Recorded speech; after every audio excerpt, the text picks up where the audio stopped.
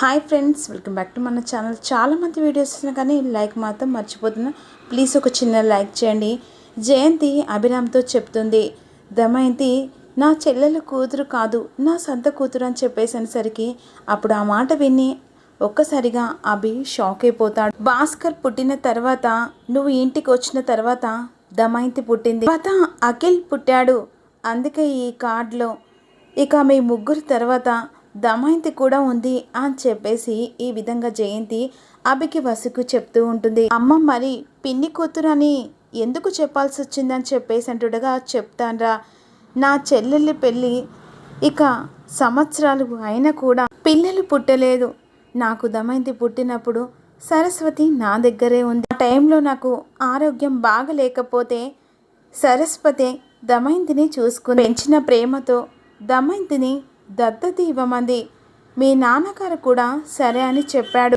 దమయంతి మా కూతురని ఎవ్వరికి చెప్పకూడదని సరస్వతి మా దగ్గర మాట తీసుకుంది. ఎలాగైతేనో నీ పేరు సంత బిడ్డ కావని చెప్పలేదో అలాగే దమయంతి గురించి కూడా అలాగే మాట తీసుకొని ఎవరికి చెప్పలేదు అని చెప్పేసి జయంతి అంటుంది. నువ్వు మా కన్న కొడుకు కాదని అంటే ఎంత బాధపడతామో అలాగే సరస్వతి కూడా దమయంతి కూతురు కాదంటే ఇక సరస్వతి కూడా అంతే బాధపడుతుంది. మీ నాన్న నేను ఇద్దరం కలిసి ఈ రహస్యాన్ని దాచిపెట్టామని చెప్పేసి ఈ విధంగా జయంతి బాధపడుతుండగా అప్పుడు వెంటనే వసు, మీ మనసు ఎంత మంచిది, ఎందుకంటే కన్న కొడుకు కాకపోయినా అభిగారిని కూడా కన్న కొడుకులా పెంచారు. పిల్లలు లేని మీ చెల్లికి మీ సొంత కూతుర్ని దత్తత ఇచ్చారు, చాలా గ్రేట్ అత్తయ్య అని చెప్పేసి వసు అంటుండగా, కన్న బిడ్డ కళ్ళ ముంగట ఉండి కూడా ఇక అమ్మాని పిలిపించుకునే పొజిషన్లో పెద్దమ్మ అని పిలిపించుకుంటూ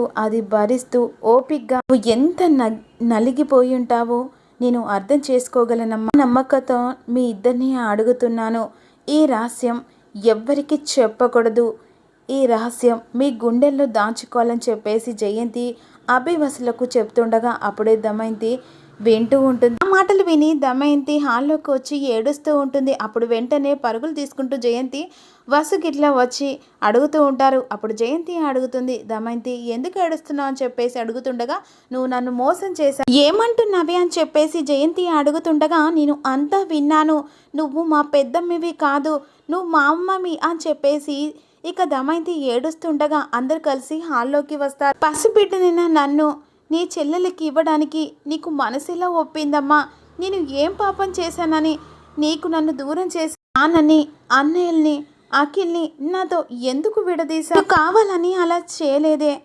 నా చెల్లెలకి పిల్లలు పుట్టపోతే ఇక నోరు తెరిచి అడిగిందని నిన్ను దత్త తీయవలసి వచ్చిందని చెప్పేసి జయంతి అంటూ, మరి ఇన్ని రోజులు నాకు ఈ విషయం ఎందుకు చెప్పలేదు, నన్ను ఎందుకు పరాయిదాన్ని చేసావని చెప్పేసి అంటుండగా, నిన్ను ఎప్పుడు పరాయిదానిలాగా చూడలేద్దామైంది, నేను ఏనాడు నిన్ను వదిలేయలేదు, కంటికి రెప్పలా చూసుకున్నానని చెప్పేసి జయంతి అంటుండగా, నువ్వు నన్ను వదిలేసావని చెప్పేసి దమయంతి అంటుంది. నాకు పేదరికానికి దగ్గర చేసావు, ఈ ఇంటికి దూరం చేసావు, నేను ఎన్నో కష్టాలు పడ్డాను, పేదరికంలో మగ్గిపోయాను, అన్నయ్యలు అఖిల్ డబ్బులో పెరిగితే నేను మాత్రం దరిద్రంలో పెరిగా, నాకు నువ్వు ద్రోహం చేసావమ్మా, తీరని అన్యాయం చేసావని చెప్పేసి దమయంతి ఏడుస్తూ ఉంటుంది. క్షమించు అని చెప్పేసి దమయంతిని క్షమాపణ అడుగుతుంది. చెల్లెలి ప్రేమ కోసం నిన్ను వదులుకోవాల్సి వచ్చింది, కానీ నీ మీద ప్రేమ ఎప్పటికీ తగ్గలేదు, అర్థం చేసుకోవే నా బంగారు తల్లి, అర్థం చేసుకో అని చెప్పేసి అనసరికి అప్పుడు దమయంతి పట్టుకొని ఏడుస్తూ ఉంటుంది. అలా ఎక్కెక్కి పడి జయంతి మీద ఏడుస్తూ ఉంటుంది. అప్పుడు వెంటనే కిట్టుతో, నువ్వు కూడా ఈ ఇంటి వారసుడు వేరా, నీ సొంత అమ్మమ్మ నెరా అని చెప్పేసి కిట్టుకు దమయంతి చెప్తూ ఉంటుంది. ఇదిగో పావని వదిన, వసు వదిన, నేను ఇక దూరపు చుట్టాన్ని కాదు, ఈ ఇంటికి ఆడబిడ్డని, కోడలుగా మీ ఇద్దరికి ఎంత హక్కు ఉందో ఆడపడుచుగా అంతకంటే ఎక్కువ హక్కు ఉంది నాకు, విషయం ప్రత్యేకంగా చెప్పాలా దమయంతి అని చెప్పేసి పావని అంటుండగా, నువ్వు ఈ ఇంటి ఆడపడుచు కాకపోయినా అత్తయ్యకు బిడ్డ కాకపోయినా సరే ఈ ఇంటి ఆడపడుచువే, అంతేకాకుండా నీకు ఏ లోటు ఉండదు, మర్యాదలు కూడా తక్కువ చేయము అని చెప్పేసి వసు అంటుంది. విని సుమంగలి ఒక్కసారిగా ఇది చెల్లెల కూతురైతే దీనికి ఇక నేల మీద కాళ్ళు ఆగలేదు. ఇప్పుడు నిజంగానే వదిన కూతురని తెలిస్తే ఇక కాళ్ళు ఆగుతాయి అని చెప్పేసి మనసులో అనుకుంటూ ఉంటుంది. ఇక్కడ మాత్రం అభి అమ్మ త్యాగం చేసిందని తప్పు పట్టకు దమయంతి అని చెప్పేసి అభి అంటాడు. కాదు దమయంతి, మేము డబ్బులు పెరిగామని నువ్వనుకుంటున్నావు, ఇదంతా అభి కష్టార్జితం, అభి వల్లనే ఈ పొజిషన్కి వచ్చాం అని చెప్పేసి భాస్కర్ అంటుండగా అవునక్క అని చెప్పేసి అఖిల్ అంటాడు. వల్ల కష్టం వల్లనే ఇక మనం ఈ పొజిషన్లో ఉన్నాం, లేకపోతే పేదరికంలో ఉండవలసి వచ్చింది, ఇప్పుడు ఈ పొజిషన్లో ఉన్నాం అని చెప్పేసి అఖిల్ అంటాడు. అభి వల్ల ఆస్తి వచ్చింది, వసు వల్ల ఆనందం వచ్చింది, ఈ ఆస్తికి ఈ ఇంటికి మూల స్తంభాలు అభి వసులే అని చెప్పేసి పావని అంటుంది. నేనేంటి పెరట్లో కరివేపాకన, నా గురించి ఎవరు చెప్పరు అని చెప్పేసి సుమంగలి అనుకుంటూ ఉండగా ఇదిగో మీ అందరికీ ఒక విషయం చెప్పాలి, నా కూతురు శివాని హాస్టల్లో ఉంది, ఇక్కడికి రమ్మని చెప్తాను అని చెప్పేసి దమయంతి అంటుండగా ఏంటి దీనికి ఒక కూతురు ఉందా, ఇదేలా ఉందంటే అదేలా ఉంటుందని చెప్పేసి సుమంగలి అనుకుంటుండగా జయంతి తప్పకుండా రమ్మను అని చెప్పేసి జయంతి చెప్తా, రేపు ఫోన్ చేసి రమ్మంటాను అని చెప్పేసి దమయంతి అంటుండగా సరే అని చెప్పేసి అంటుంది. ఈలోపు తెల్లారిపోతుంది, హాల్లో పిల్లలు కూర్చుంటారు.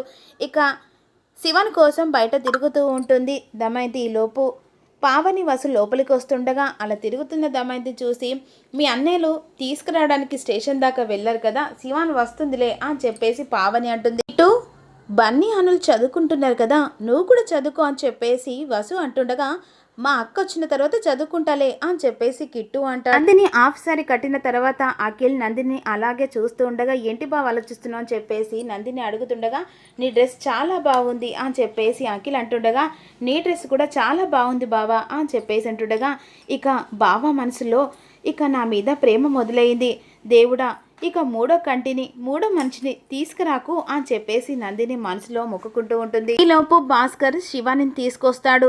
అక్క అని చెప్పేసి కిట్టు అలా అక్క దగ్గరికి వెళ్ళిన తర్వాత శివాని అని చెప్పేసి దమయంతి వెళ్తుంది. సరే ఇక్కడ ఉండు, హారతి తీసుకొస్తా అని చెప్పేసి దమయంతి అంటూకి తీసుకొచ్చిన తర్వాత హారతి ఇచ్చి దమయంతి లోపలికి తీసుకొస్తుంది. ఇక వెంటనే అరే ఇకో మా అక్క వచ్చింది చూడు బన్ను అని చెప్పేసి కిట్టు అంటుండగా అప్పుడు శివాని చూస్తూ ఉండగా దమయంతి వాడు బన్నీ, వాళ్ళిద్దరూ అనుకీర్తులు అని చెప్పేసి దమయంతి చెప్తూ ఉంటుంది. హాయ్ అని చెప్పేసి అంటుండగా అప్పుడు బన్నీ బాగున్నావా వదిన అని చెప్పేసి అడుగుతూ ఉంటాడు. మా మనవరాలు వచ్చింది అన్నయ్య, మీ కోడలు వచ్చింది, అఖిల్ రాండ్రా అని చెప్పేసి అంటుండగా హాల్లోకి వస్తారు. అదిగో మీ అమ్మమ్మ కాళ్ళకు దండ పెట్టుకో అని చెప్పేసి దమయంతి అంటుంది. ఇలా ఉన్న శివాని అని చెప్పేసి జయంతి అంటుండగా బాగున్నానమ్మమ్మ అని చెప్పేసి అంటుండగా అప్పుడే ఆ అభి వస్తాడు. అక్క అభిమాయ అని చెప్పేసి అంటుండగా అలా కాళ్ళు మొక్కుతుండగా పర్వాలేదమ్మా, సరే ఎలా ఉన్నావమ్మా అని చెప్పేసి అభి అడుగుతాడు. ఎగ్జామ్ ఎలా రాసావు అని చెప్పేసి అంటుండగా వెరీ గుడ్ మాయ, బాగా రాశానని చెప్పేసి శివాని అంటుంది. లోపు అఖిల్ వస్తాడు. అదిగో శివాని నువ్వు ఎప్పుడూ అడుగుతూ ఉంటావు కదా చిన్న మామయ్య ఆ మామయ్య అని చెప్పేసి అంటుండగా హలో శివాని అని చెప్పేసి సెకండ్ తీసుకుంటుండగా ఈలోపు నందిని వస్తుంది. సారీ మామయ్య, నువ్వు వీల్ చైర్లో ఉన్నప్పుడు నీ రాలేకపోయానని చెప్పేసి శివాని అంటుండగా ఇట్స్ ఓకే అని చెప్పేసి అఖిల్ అంటాడు. అఖిల్ శివాని మాట్లాడుకుంటుండగా నందిని ఇబ్బంది పడుతూ ఉంటుంది. ఈలోపు సుమంగలి వస్తుంది. అచ్చం తల్లి నోట్లో ఉంచి ఊడిపడ్డట్టే ఉంది, బుద్ధులు కూడా అలాగే ఉన్నాయని చెప్పేసి సుమంగలి అనుకుంటుండగా వెంటనే దమయంతి శివాని నానమ్మ వచ్చింది చూడు అని చెప్పేసి దమయంతి అంటుంది. నానమ్మనా అని చెప్పేసి వెంటనే సుమంగలి మనసులో అనుకుంటుంది. ఇంత పెద్ద పిల్ల వచ్చి నా వయసును గుర్తు చేస్తుండే, నా కర్మ అని చెప్పేసి అంటుండగా అప్పుడు వెంటనే కిట్టు సుమంగలి నానమ్మక్క అని చెప్పేసి అంటుండగా ఎలా ఉన్నావు నానమ్మ అని చెప్పేసి అడుగుతూ ఉంటుంది. మీ అమ్మ తమ్ముడు వచ్చి నన్ను ఇక సర్వనాశనం చేశారు, నువ్వొచ్చి ఏం చేస్తావో అని చెప్పేసి సుమంగలి మనసులో అనుకుంటూ ఉంటుంది. ఏంటే పర్మినెంట్గా హాస్టల్ నుంచి వచ్చేసావా అని చెప్పేసి అంటుండగా అమ్మ రమ్మంది నానమ్మ అని మీ అమ్మ ఈ ఇంటికి సంత కూతురే అని చెప్పేసి సుమంగలి అంటుండగా అవును నానమ్మ, నైటే తెలిసింది, నేను మా అమ్మ దగ్గర ఉంటాను, నా కూతురు నా దగ్గర ఉంటుంది, ఇంకెక్కడికి వెళ్తుంది అని చెప్పేసి దమయంతి అంటుండగా నా ప్రాణానికి ముగ్గురయ్యారు, ఇక నాకు తోడంటూ హారిక లేదు, ఒక్కదాని ఒంటరి అయిపోయానని చెప్పేసి సుమంగలి అనుకుంటాని ప్రయాణం చేసి అలసిపోయావు, రెస్ట్ తీసుకోపో అని చెప్పేసి భాస్కర్ అంటుండగా అలాగే మామయ్య రావే నీకు వేరే రూమ్ చూపిస్తా అని చెప్పేసి అంటుండగా సరే అని చెప్పేసి అంటుండగా అప్పుడు జయంతి ఇక మనమే బాధ్యత అంతా చూసుకోవాలి అని చెప్పేసి ఇక అంటుండగా భాస్కర్ వెంటనే దమయంతిని ఎలా చూసుకున్నామో ఇక తనని కూడా అలాగే చూసుకుంటామమ్మా అని చెప్పేసి అంటాడు. గుడి దాకా వెళ్ళొస్తానని చెప్పేసి జయంతి అంటుండగా నానమ్మ నేను కూడా వస్తానని చెప్పేసి పిల్లలు అంటుండగా ఈలోపు మాత్రం ఇక లోపల తీసుకొస్తుంది దమయంతి కూతుర్ని. ఏంటి రూమ్ మనదేనా మమ్మీ, రూమ్ ఒక్కటేంతే, ఇల్లంతా మనదే అని చెప్పేసి దమయంతి, ఇది అమ్మమ్మిల్లు కదా అని చెప్పేసి అంటుండగా, ఈ ఇంటిని సొంతం చేసుకోవడానికి నిన్ను పిలిపించానే అని చెప్పేసి దమయంతి అంటూ, ఈ ఇల్లు మన సొంతమా, ఎలా అవుతుంది మమ్మీ, నువ్వు ఈ ఇంటి కోడలు కాబోతున్నావు, ఎలా మమ్మీ, నిఖిల్ మామయ్యతో నీ పెళ్లి జరిపిపోతున్నానే అంటే నేను చదువుకోలే మమ్మీ, చదివి ఏం చేస్తావే, ఇక పెళ్లి చేసుకొని ఈ ఇంటి కోడలువైతే ఎన్నో చేయవచ్చు, మామయ్య అంటే ఇష్టమే కానీ అమ్మమ్మ మామయ్యలు అత్తయ్యలు ఒప్పుకుంటారని చెప్పేసి అంటుండగా, చచ్చినట్టు ఒప్పుకుంటారు, ఎందుకంటే నన్ను చిన్నప్పుడే దత్తతిచ్చి దరిద్రంలో బతికేలా చేశారు, అంత కష్టపడ్డ ఫలితానికి ఇప్పుడు వచ్చింది, నువ్వు ఇంటి కోడలు అయితే ఆస్తంతా మనదవుతుందని చెప్పేసి దమయంతి ప్లాన్ వేస్తూ ఉంటుంది.